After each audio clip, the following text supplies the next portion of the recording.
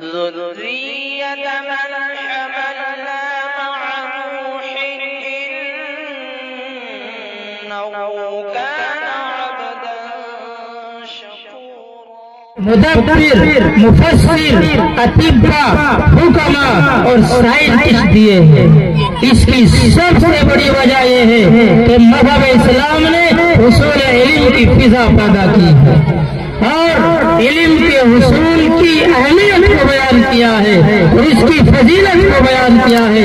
عزیزان گرامی، علم کے حصول کی اس سے زیادہ فضیلت کیا ہو سکتی ہے کہ اللہ رب العزت والجلال نے تقریباً 600 سال کے بعد جب دنیا والوں کو پکارا اور جناب رسول اللہ صلی اللہ تعالی علیہ وسلم کے اوپر وحی کے نزول کا آغاز ہوا تو عالم انسان کے سامنے اللہ رب العزت والجلال کا سب سے پہلا جو اعلان تھا وہ پڑھنے پڑھانے اور سیکھنے سکھانے کا.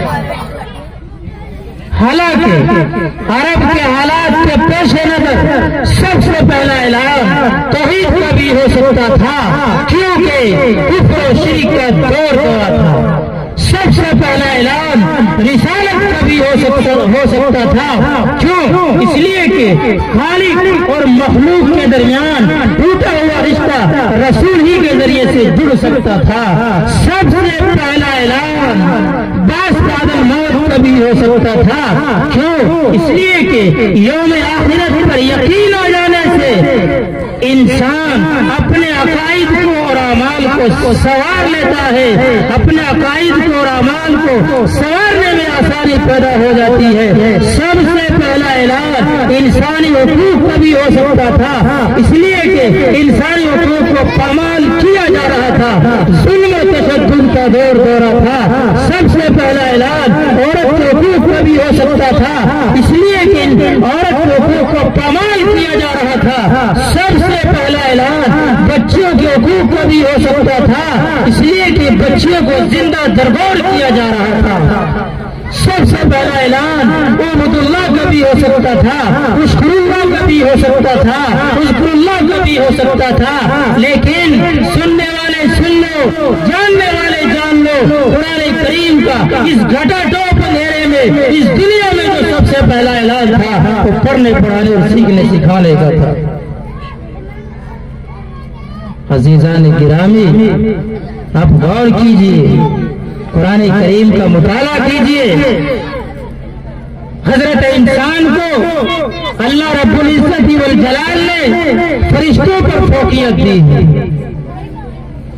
حالانکہ فرشتے نورانی مخلوق, قرآن کریم میں اللہ رب العزت والجلال فرماتے ہیں وَإِذْ قَالَ رَبُّكَ لِلْمَلَائِكَةِ إِنِّي جَاعِلٌ فِي الْأَرْضِ خَلِيفَةً قالوا وتجعل فيها من يفسد فيها ويسفك الدماء ونحن نسبح بحمدك ونقدس لك قال إني أعلم ما لا تعلمون.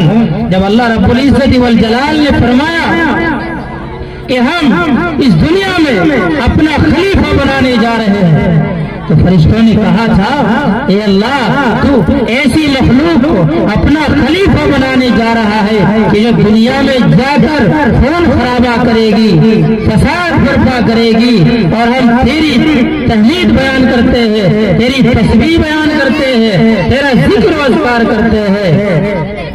عزیزان گرامی, اللہ رب العزت والجلال نے جواب دیا فرشتوں عبادت و اطاعت میں تمہاری کوئی مثال نہیں ہے, طاعت میں تمہاری کوئی نظیر نہیں ہے, لیکن میں انسان کو صرف عبادت کے لیے نہیں بلکہ خلافت کے لیے بھی پیدا کرنے جا رہا ہوں, اور خلافت کے لیے علم کا ہونا ضروری ہے اور اس علمی کمال سے آپ محروم. فرشتوں نے کہا تھا اے اللہ تیری ذات پاک ہے, ہم نہیں جانتے اس کو جس کو تو جانتا. عزیزان گرامی, اللہ رب العزت والجلال نے جو حضرت انسان کو فرشتوں پر فوقیت دی تھی تو اس کی وجہ